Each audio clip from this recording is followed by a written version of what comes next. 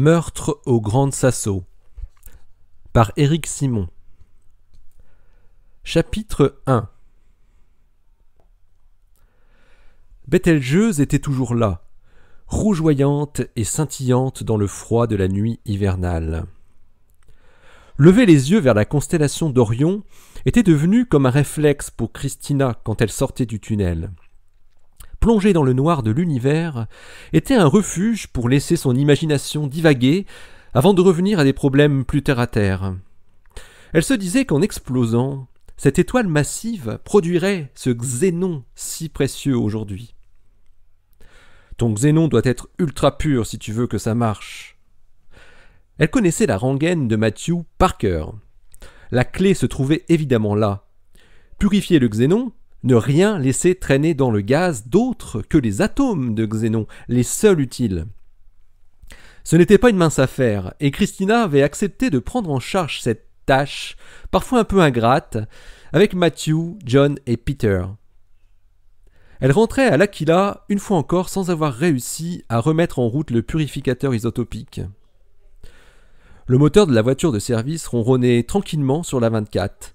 Elle venait de sortir du tunnel et des bribes de conversation lui revenaient par flash, perturbant à peine sa concentration.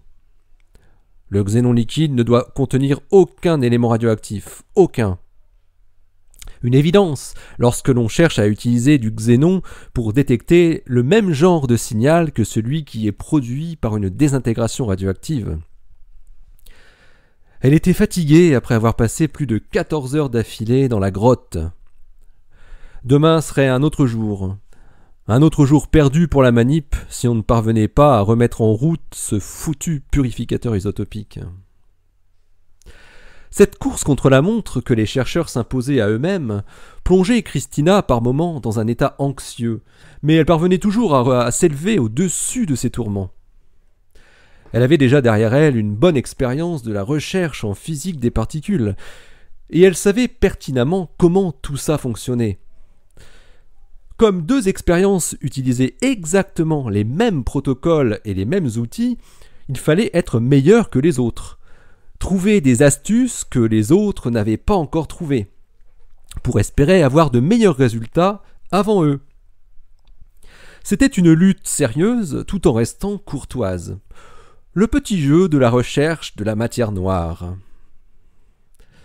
Elle arrivait à Assergie, qui surplombait légèrement la sortie d'autoroute sur la droite. « N'oublie pas le radon !» Les mots de Matthew résonnaient dans sa tête. Le radon, un autre gaz, est sans doute le pire de tous.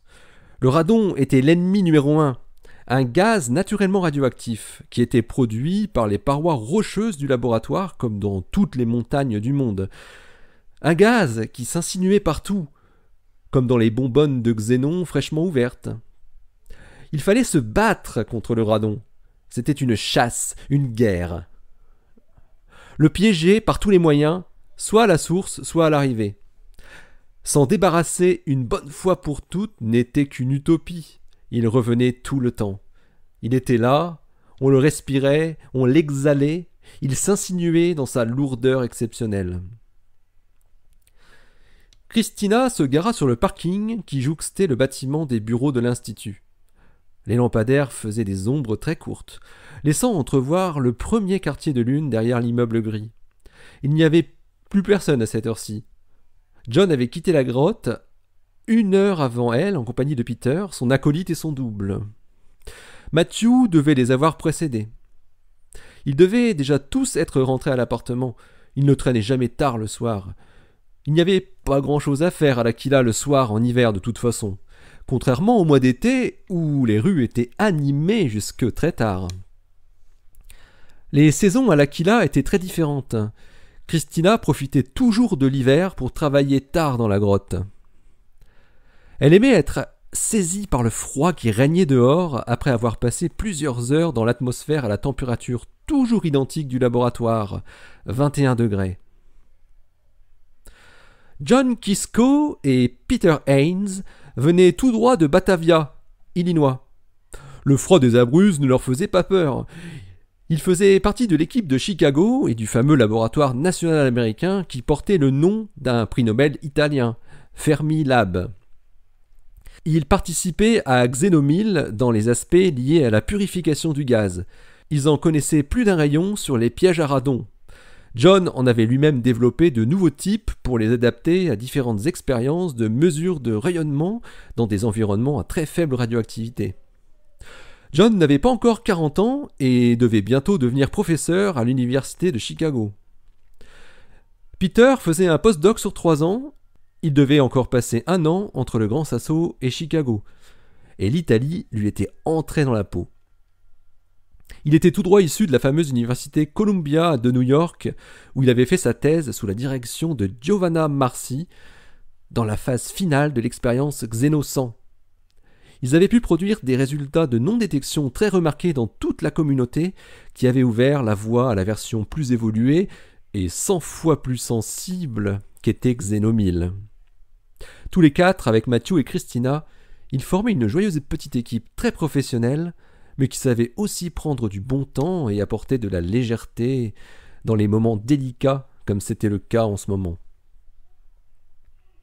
Le choix de Christina de se tourner vers l'expérience Xenomil plutôt que vers sa concurrente 100% américaine tenait non seulement au lieu d'installation de ce superbe détecteur de particules, mais aussi à son admiration pour sa patronne ainsi qu'au domaine de recherche. Christina avait vécu avec les neutrinos durant 6 ans.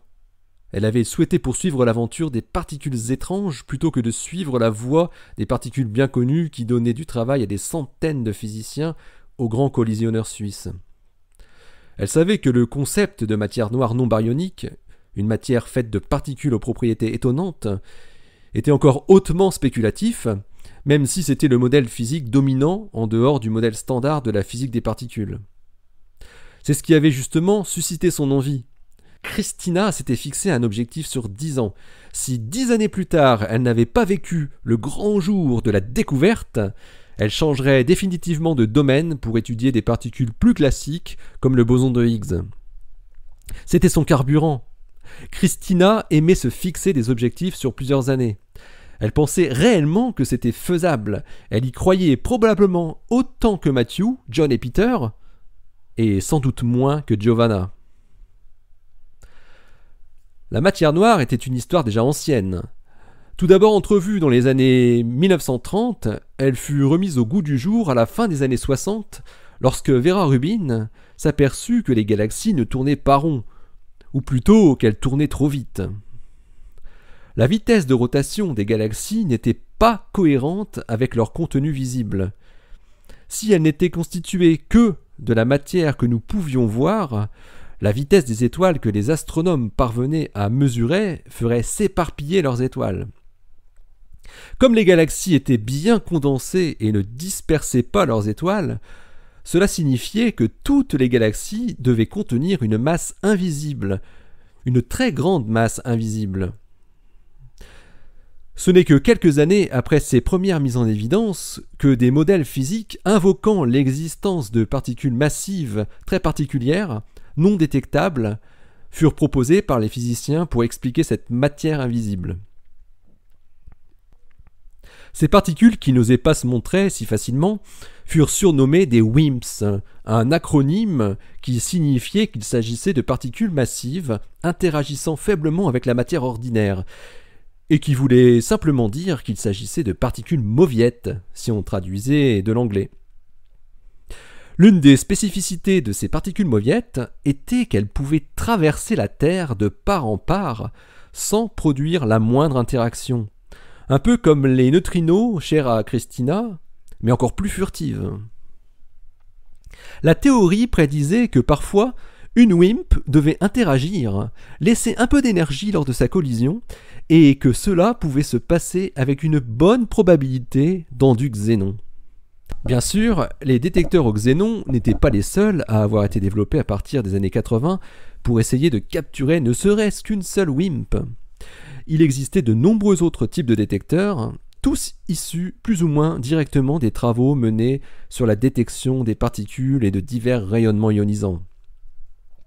Matthew Donnelly faisait partie de ces chercheurs qui pouvaient passer d'un domaine à un autre rapidement en assimilant très vite tous les enjeux. Ce fut le cas lorsqu'il se passionna pour les matériaux ultra purs. Il avait été embauché par l'université Rice de Houston en tant que professeur de physique expérimentale. Son contrat stipulait qu'il pouvait effectuer une recherche sur n'importe quel domaine qui pouvait être enseigné dans le cadre du cursus normal des étudiants du master de physique expérimentale. Comme le programme des étudiants était très vaste, de l'optoélectronique à l'astronomie, la liberté était presque totale. Matthew s'était spécialisé dans le domaine des très faibles radioactivités. Il avait notamment été amené à travailler pour le compte d'agences de sécurité sanitaire pour faire des vérifications de l'origine de produits alimentaires par la mesure de leur taux de radioactivité naturelle très spécifique. Il s'était fait un malin plaisir à analyser la radioactivité de grands crus de la vallée de Napa. Matthew aimait beaucoup les vins californiens. Le petit immeuble où se trouvaient les appartements réservés aux utilisateurs du laboratoire souterrain se situait juste derrière le bâtiment principal de l'INFN, qui abritait principalement des bureaux et des salles d'entreposage de matériel. Elle alluma la radio avant de poser son sac. Les studios qu'offrait l'INFN aux chercheurs du passage à l'Aquila étaient tous très bien équipés. Christina aimait bien récupérer celui qui faisait l'angle de l'immeuble. Elle avait une superbe vue le matin sur la montagne, avec le pont au loin, le soleil dans le dos. Elle repensa à son xénon contaminé, puis elle éteignit la radio pour allumer la télé, dans le but avoué de se vider la tête et de ne plus penser à rien. La télévision avait ce pouvoir, dans quelque pays que ce soit, dans quelque langue que ce soit. Et ici, en Italie, c'était encore plus vrai que partout ailleurs dans le monde. Son téléphone sonna. C'était John. « Chris, c'est John. Matt était déjà parti quand tu as quitté la grotte ?»« Oui, je crois. Il n'y avait presque plus personne derrière moi. Pourquoi ?»« Il nous avait dit qu'il quitterait plus tôt aujourd'hui et qu'il ferait des courses pour refaire les niveaux, mais il n'est pas là et le frigo était vide quand on est rentré. Il ne vous a pas laissé de message ? » ?»« Non, rien. »« C'est bizarre. Vous l'avez appelé ? » ?»« Ça répond pas, boîte vocale. » « Ah, à cette heure-là, ça m'étonnerait qu'il se soit perdu à la taverne quand même, répondit Christina. Je sais bien qu'on est dans la mouise avec ce foutu purif, mais de là à aller se pinter tout seul, c'est pas trop son genre.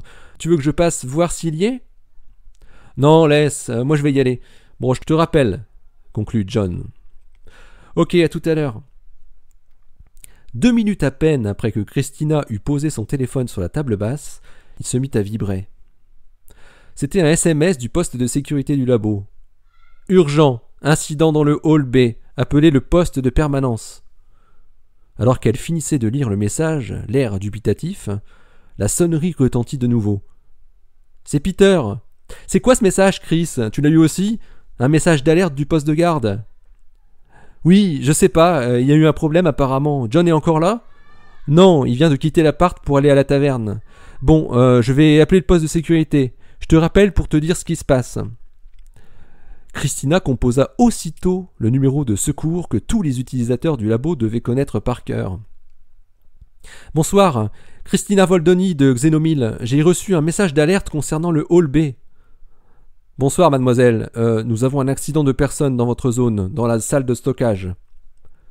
Christina pensa immédiatement à Matthew. Matthew ? Matthew Donnelly. Il a été trouvé inconscient après que l'alarme anoxie s'est déclenchée. Les secours sont sur place. On n'a rien pu faire. Désolé. Christina se sentit extrêmement faible. Elle tomba comme une feuille sur le vieux canapé. Non, c'était impossible, pas Matthew. Il n'aurait jamais pu prendre un quelconque risque.